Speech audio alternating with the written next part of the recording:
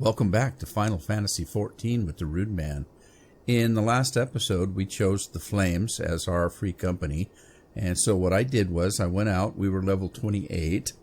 I went out and did company leaves for a couple reasons. One, I wanted to level up.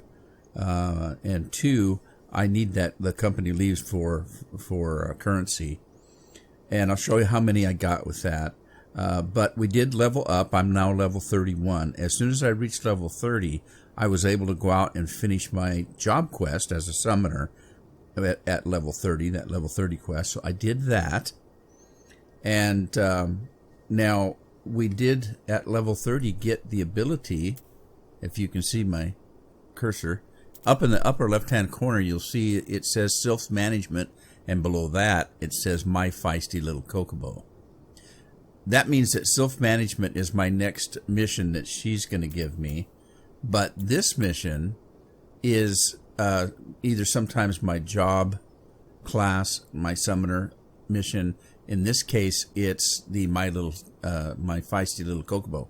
We can go do that now, and we can have the Chocobo or Chocobo, however you want to say that, as a companion. Now, I talked about company seals. We did company leaves. In many places around the country, there are little jobs you can go do. They're like, well, look at them as like bounties. And you pick up these bounties, and there's a job you go do, and you get paid in the seals of your company.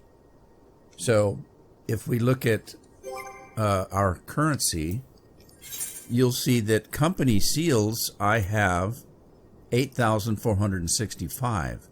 That's what I've gained, and I also gained up to level 31 doing that. And now we can turn those in. I've already turned in one, so I went from private third class to private second class in my company. I'm going to go do that, and we'll come back and talk to... well, you know what? I can do this. Let's take this while we're here.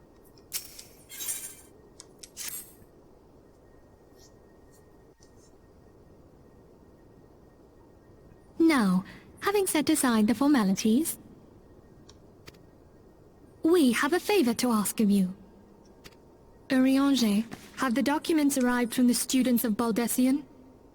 Aye, my lady. They arrived but recently. We have conducted a study at the behest of the Order of the Twin Adder. Papalimo, Ida, a synopsis if you would.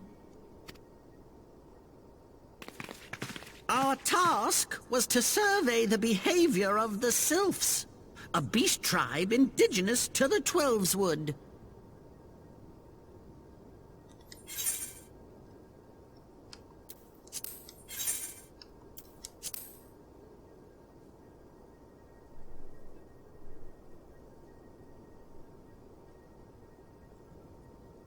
Oh, how to describe them.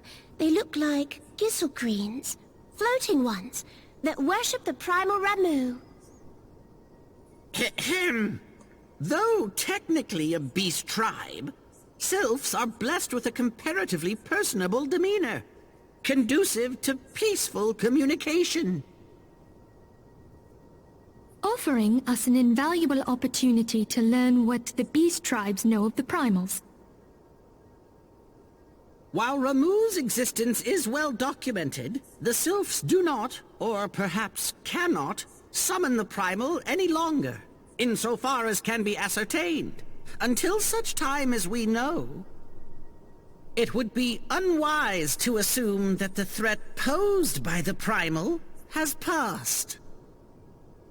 Which leaves Gridania with the added worry of not knowing what they should be worrying about. In that regard, they are hardly alone. What we can say with absolute certainty is that Gridania has its hands full fending off Garuda, who, I need hardly remind you, is among the most savage and terrible of all known primals.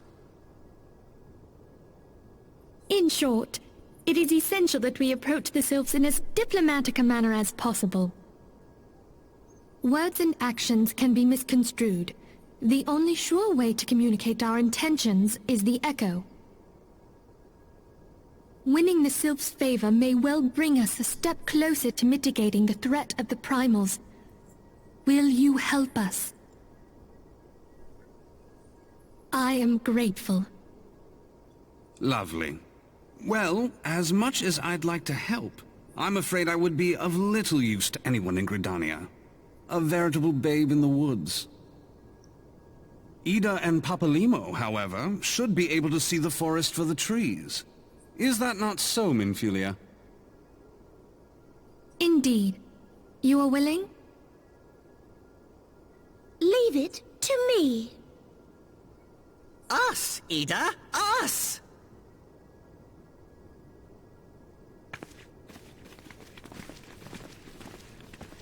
Right. We need to speak with Vorsail Helix at the Adder's Nest.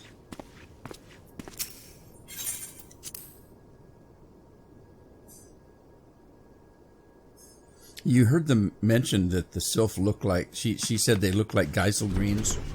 Geisel greens are like a cabbage or a head of lettuce, and that's what the chocobos eat. And we're going to have to pick some of those up if I don't have any already, because that's how we call our companion once we get our companions lined up here. So,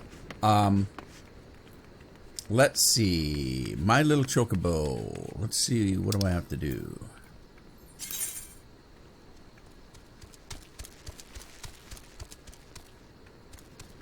All right. I need to go down. I need to go down towards Quarry Mill. So let me meet you there.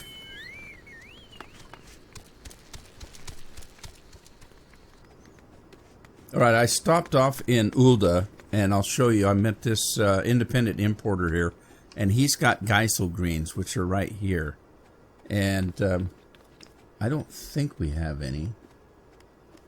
No, I'm looking at my inventory on the right, and I do not see that we have any. So, we're going to purchase some, because we're going to need them.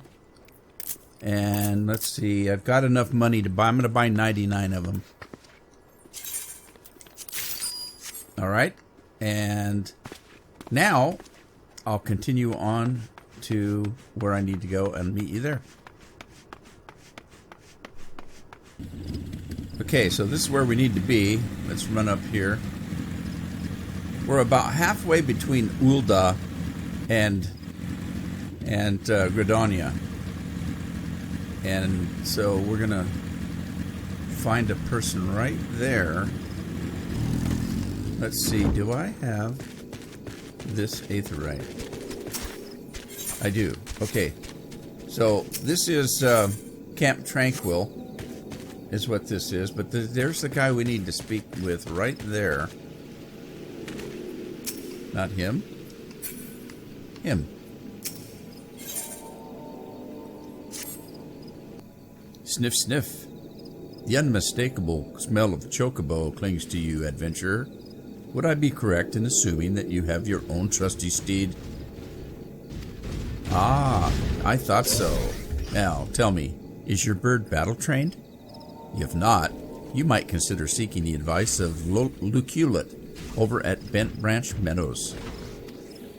The Ishgardian native is something of a prodigy in all matters concerning our fine feathered friends. He should be able to help you to attain greater affinity with your bird. Well, thanks for the info. That's good to know. All right, let's take off. Did I not put my Chocobo?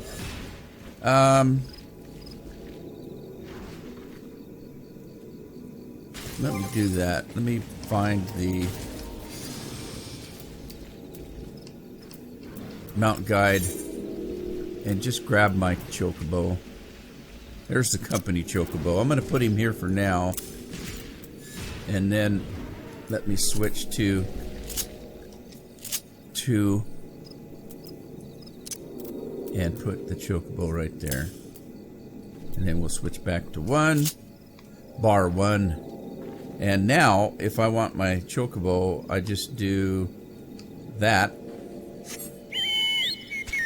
And we're off. Now we're heading to Gridania. Is where we need to go. So I'll see you in a second. Okay, we're in Bent Branch. We need to go to the stables up here.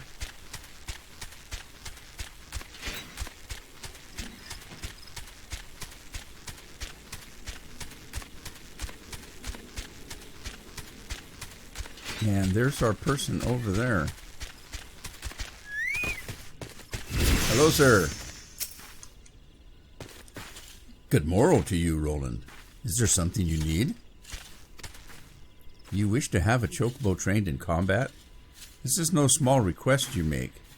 Riding your bird is one thing. Asking it to take hurts in your name is quite another. I will help you train your Chocobo, but on the promise that you will never unduly expose it to danger. Do you have my word? Well, does he know what I do? I don't think he does. Well, very well. To begin with, we need a bunch of Geisel greens.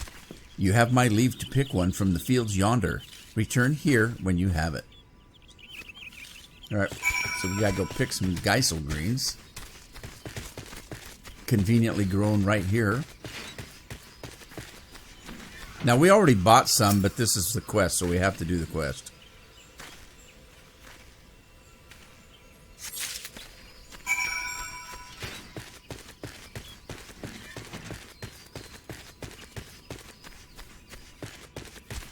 Alright, got the Geisel green. Have you acquired the greens? Yes, sir. There you are. Superb. Then we shall get straight to it. Doubtless you already know this, but Chocobos are highly fond of Geisel greens. They love the leafy vegetable so much, in fact, that they will completely forget their fears in the face of danger. Thus, by feeding your bird the greens, you can prevail upon it to fight beside you, and then, once called, it will be up to you to direct its actions as you see fit. You will find that your Chocobo innately responds to a number of general commands. Give your bird an order, and it will act accordingly, and to the best of its ability. This simple yet effective methodology was developed by the Foltemps family, one of the foremost houses in Ishgard. And that concludes your lesson. Of course, it is not enough to merely hear about a practice. Once one must venture forth and attempt it oneself. Summon your Chocobo with a bunch of Geisel greens, and together make your way to Sorrel Haven. The brood Ziz that prowl the area ought to be a suitable challenge for you and your companion. Put down 3 of them and return here. And lastly, by way of advice, I would recommend you keep an ample supply of Geisel greens on your person at all times. Our resident vendor will be able to provide you with as much as you can carry.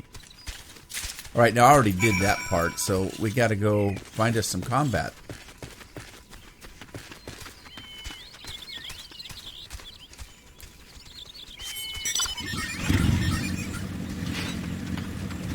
Sorrel Haven is very close by.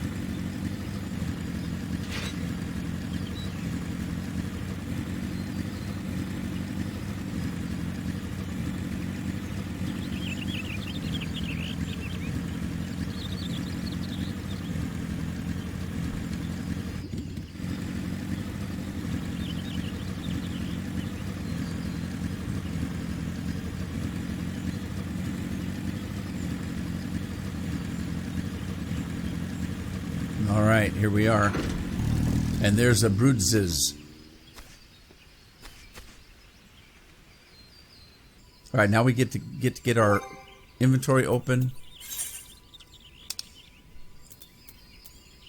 Get the Geisel greens and put them right here. And now let's use the Geisel greens.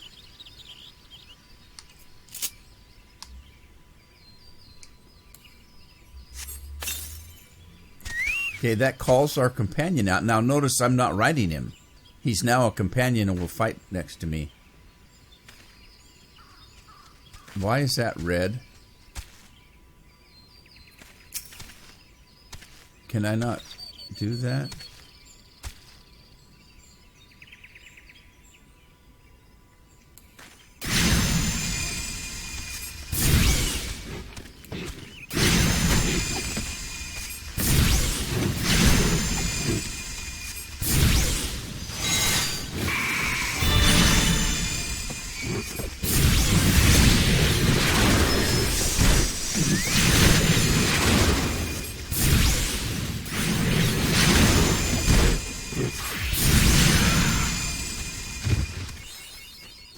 Okay, there's the first one.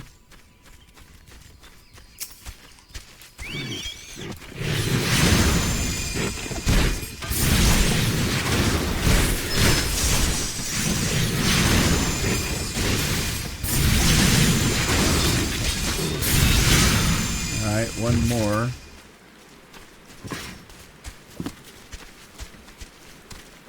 There's one.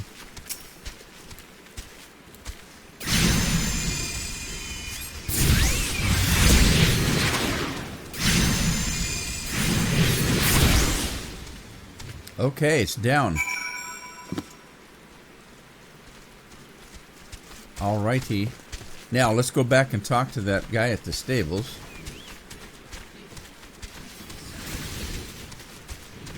Tell him we were successful.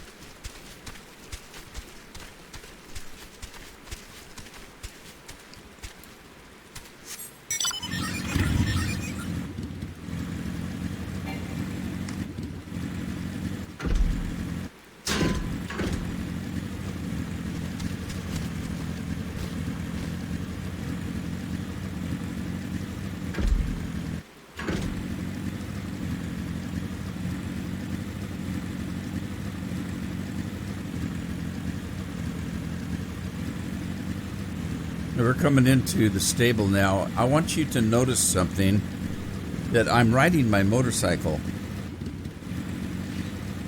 but I had my companion out. If I get off my motorcycle, he's still out. He's going to be out for a period of time. Every time you eat a Geisel green, you can stack them up to 2. The first one gives you 30 minutes of time with your bird. If you eat a second one, it'll give you up to an hour with your bird. At the end of the hour, he's expended that Geisel green and he will go away.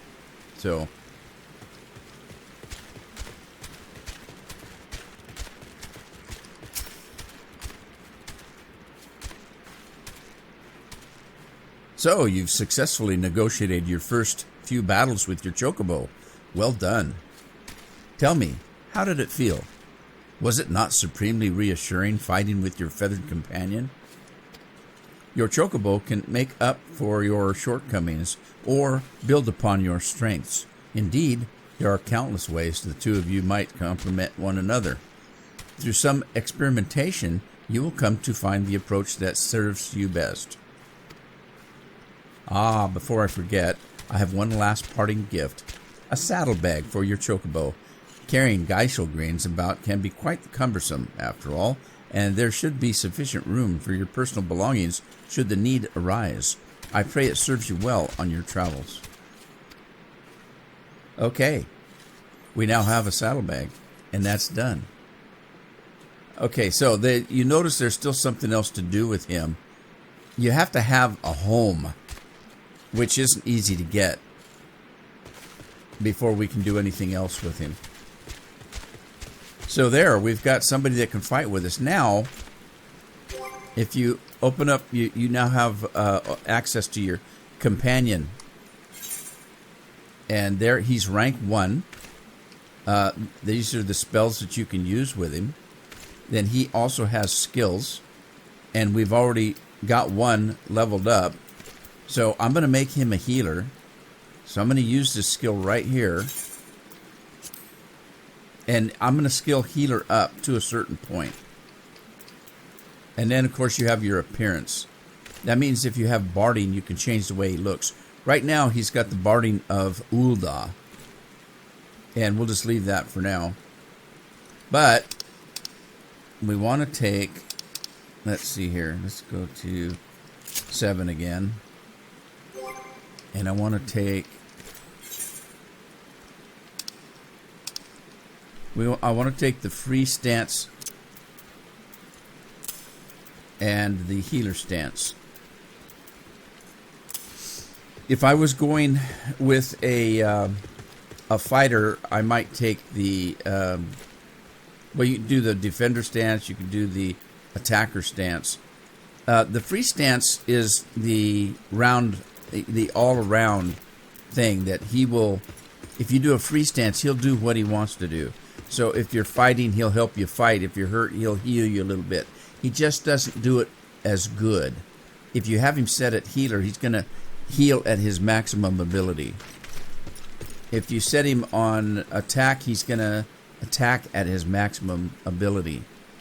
Now, if you're not skilling him up, that's not going to be real good. As you skill him up, he will get better. So I use both of those, but normally you notice he's at free stance right now. So I'm going to take and put him on healer. So now he's a healer. All right, let's go into Gridania. We need to go to the Adder's Nest. And again, my companion's following me. But if I pull up something other than him, he goes away. If I want to ride him, then I just go there. Notice he's not as fast as the motorcycle.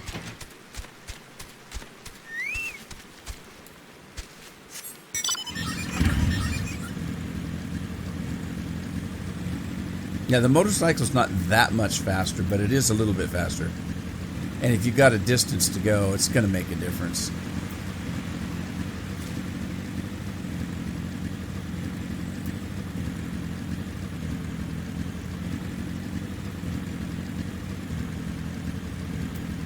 Oh, and by the way, if you want to know where to get the motorcycle, I had to buy it. There may be a way in the game to get it. I'm not aware of that, though. So I just bought it. Yeah, for real life money. It's kind of expensive.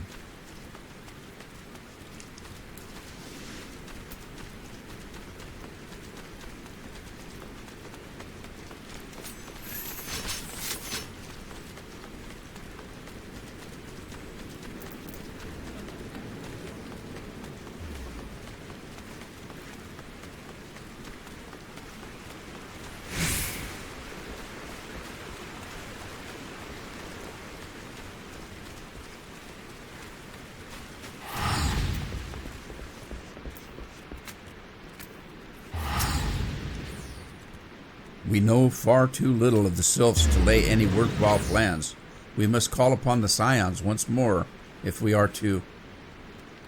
Oh, beg your pardons. 'Tis a terrible habit of mine to think ahead aloud. But tell me, what brings you to the Adder's Nest?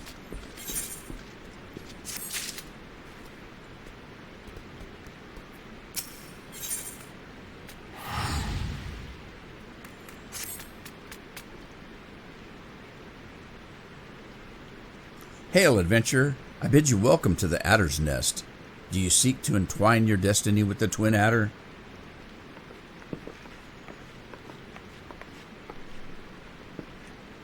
Morning, Commander. Sorry to disappoint you. Your business brings us...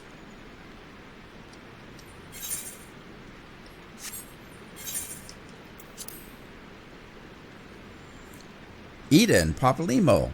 Always a pleasure to see you two. My men tell me you quest in the name of the scions of late. Quite so, Commander. A little bird told us that the Twin Adder was in need of our adventuring prowess. Aye, your little bird sings true. No doubt you've heard that we're investigating the sylphs, that curious beast tribe that calls the depths of the 12's home.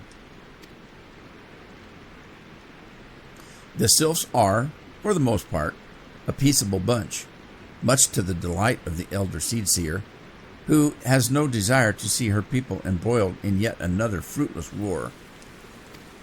The Twin Adder is of the same mind, and 'Tis precisely for this reason that the sylph's relation to the primal Ramu has raised a flag of warning amongst our ranks.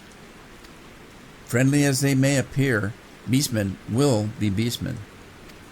Should there be even a sliver of chance that the summoning of the primal might disturb the balance between Gridania and the sylph's tribe, it is a possibility we can't ignore. Better to be safe than sorry, indeed. Do we strike at Ramu, or leave the sylphs to their own ways? That is the question, yet I find myself lacking ample knowledge to arrive at any answer. Opinions abound within Gridania, but to listen only to one's own is among the greatest mistakes a commander can make. I would hear from the other side, the sylphs themselves, and seek an impartial party to serve as my liaison. That's where you scions come in. The sylphs of Little Solus remain untempered and have held many a productive dialogue with our people. I would hear their candid thoughts on their tempered brethren. That said, I urge you to exercise due caution. Sylphic tradition and etiquette bear little resemblance to our own. It would not do to have any cross-culture faux pas get in the way of any productive parley. En route to Little Solus, you will come upon the Hawthorn Hut. Our officer stationed there can enlighten you as to how to win the sylph's favor. May your expedition be a worthwhile one. A friendly palaver with the sylphs? This should be a pleasant enough diversion. The Hawthorn Hut, was it? Why, I believe the ferry departing from West Shore Pier should take us straight there. A friendly palaver indeed. I hope this will be as straightforward as you say, Papalymo.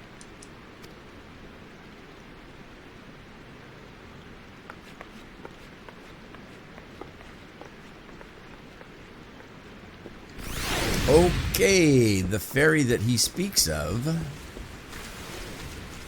is over by the Lancers Guild, so we're going to run back here and teleport there.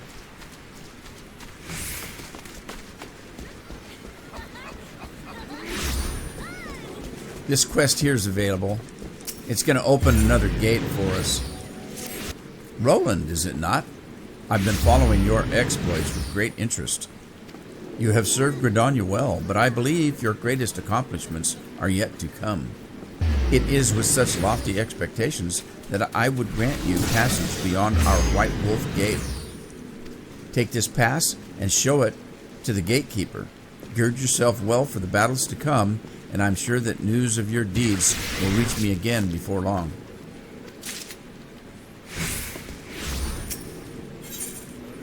Lancers Guild.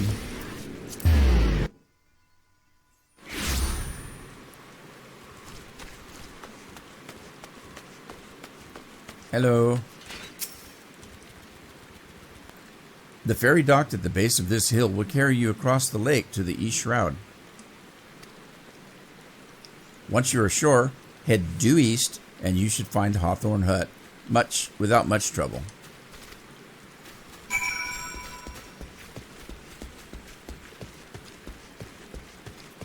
One ticket, please.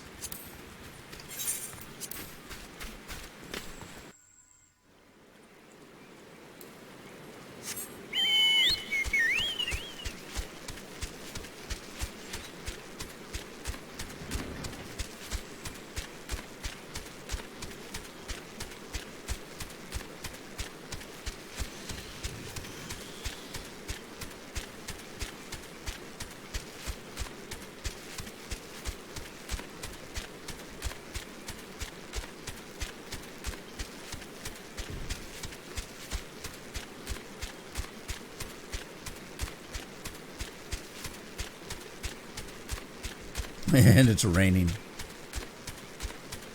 I'm getting wet. I'm going to smell like Chocobo. I'm going to smell like wet Chocobo.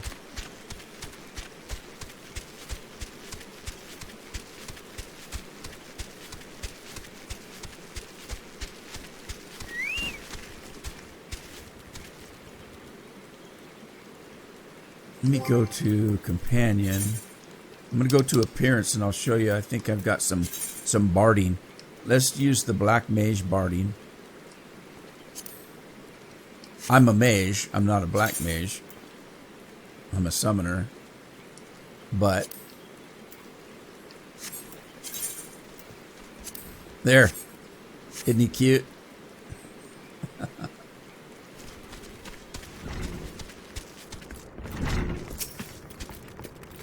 Indeed, I am of the Twin Adder. I understand you're here to learn of the sylphs, yes? For all their whimsy, they are a wary lot, particularly since the Empire has come to the Shroud. Earn their trust, however, and they're as friendly as any folk. They have their quirks, but don't we all? Would you know more? You'll do well to speak with Master of this hut. He's forgotten more about the sylphs than I'll ever know. All right, Master of the hut. Come to learn a thing or two about the sylphs, have you? I'll tell you one thing. They're a particular folk. Come to learn a thing or two about the sylphs, have you? I'll tell you one thing. They're a peculiar folk. How peculiar? Well, just let me tell you. Beg pardon, friend. My memory just not what it used to be. I've been much and more in my adventuring days, and it's all a clutter in my noggin now. Though I've shared many stories of those around the hut before, you might have more luck with them. I think he's had his bell rung a few times. The sylphs. Yes, Father's told me these stories plenty of times. What I've always found most captivating is how their concept of etiquette is almost completely alien to ours. You do best not to underestimate them on account of their childlike looks, lest your face end up a mess of glyphs, squiggles, and chocobo scratches. Well, I guess that's good to know.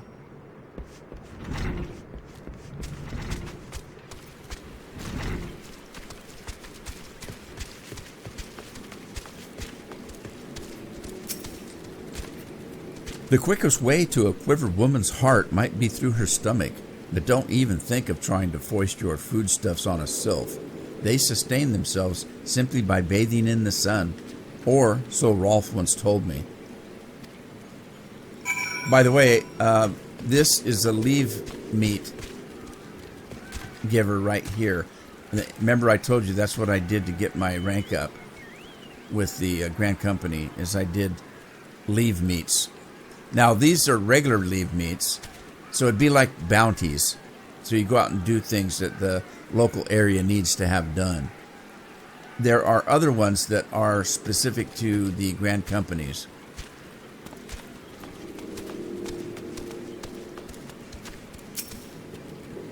The sylphs, well, they're tricksters and troublemakers. That's what they are. One day, they're drawing marble faces on our masks. The next, they're sending our young sentries falling to the bottom of a ravine. Tell them to stop, and they just laugh at you. Rolf claims they harbor no ill will, but I dare say such pranks are no laughing matter. Alright, let's go back and talk to Rolf. See if his memory's coming back. Oh, of course, of course. Hearing your stories, well, my stories, has brought the memories flooding back to me. I feel like dancing. Okay. Yes, nothing brings people together quite like a toe tapping. A sylph told me long ago that dancing is a time-honored greeting among their kind. You'll do well to remember this. It just may help win the favor of our forest friends. Okay. Dancing then. Oh, you're still here. Great. There's one more thing that you should know about the sylphs. They don't take kindly to guests who show up empty-handed. To earn their trust, you'll do well to bring along a, drat. What was it again? Well, my wife Rosa and I were just speaking of the matter not days ago. Forgive me, friend. Speak to Rosa at the comb. Her memory should prove more reliable than mine.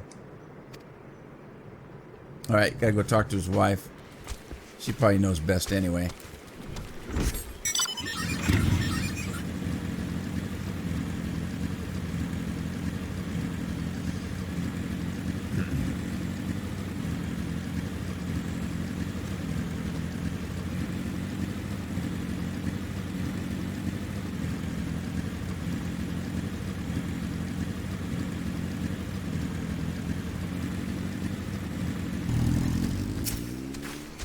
A peace offering for the sylphs? Well, were it anyone else, I'd recommend a jar of honey, but I fear that wouldn't get you past their front doorstep, dear. No, their taste runs a little more unusual. Are you perchance familiar with the milk root? That's what we call the root of that most fiendish seedkin, the ocha. When chewed, it exudes a cloudy liquid that is said to induce curious visions in the imbiber. You'd not catch me dead trying this stuff, but the sylphs seem to enjoy it. I've not seen an ocho around the comb in quite some time, but I did encounter a suspicious clump of grass the other day.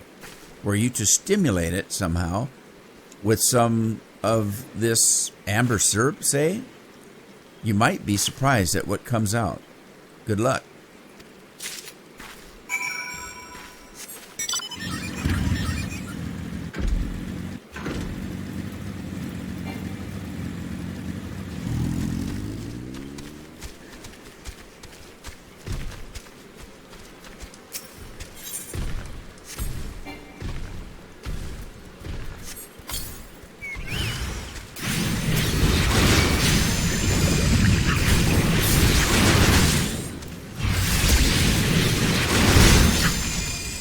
That little blue guy.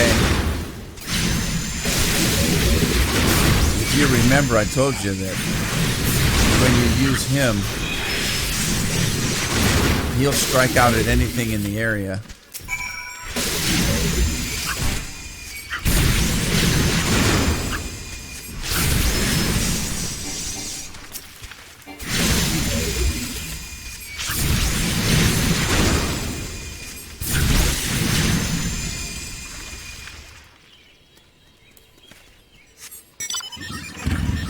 All right, we got to go back and talk to Rolf now that we have that's milk root.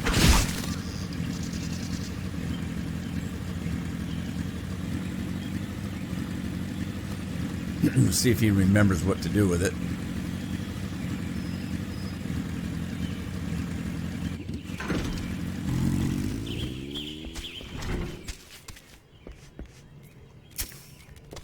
Ah, you're back. Was my wife able to direct you to a suitable offering? Milk root? Ah, but of course. Those sylphs quaff that cloudy stuff as quick as I do a flagon of mead. The effect's just about the same as well. Any road, a gift of milk root will have the sylphs calling you friend and brother the moment they lay eyes on it. Now, let me wrap that up for you. I'm starting to feel a bit woozy. Must be powerful stuff.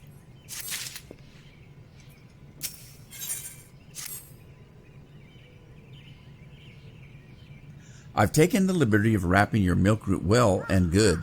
This should keep it nice and fresh, not to mention spare you from the god's awful stench. The sylphs love the stuff, but me, I'd rather bury my nose in a chocobo dung. I dare say the reek even rivals the breath of a mortal that put an end to my adventuring days.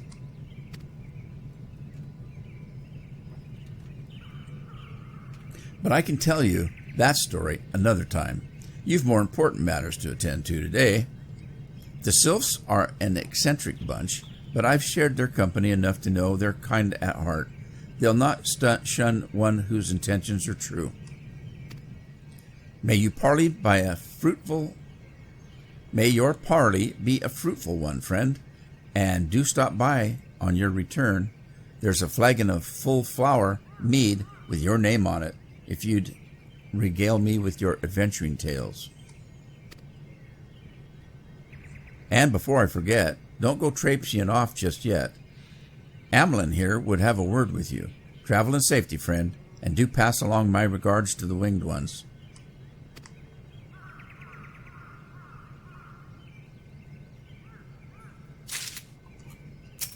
Something else?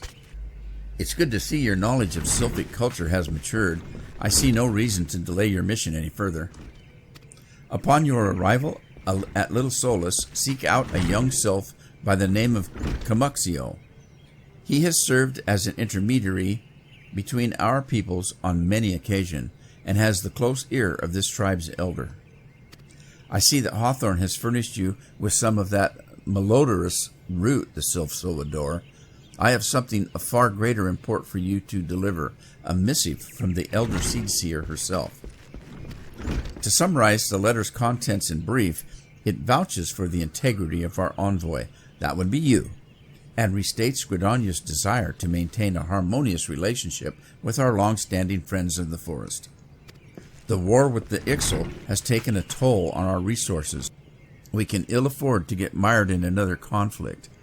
I need not impress upon you any further the importance of this mission.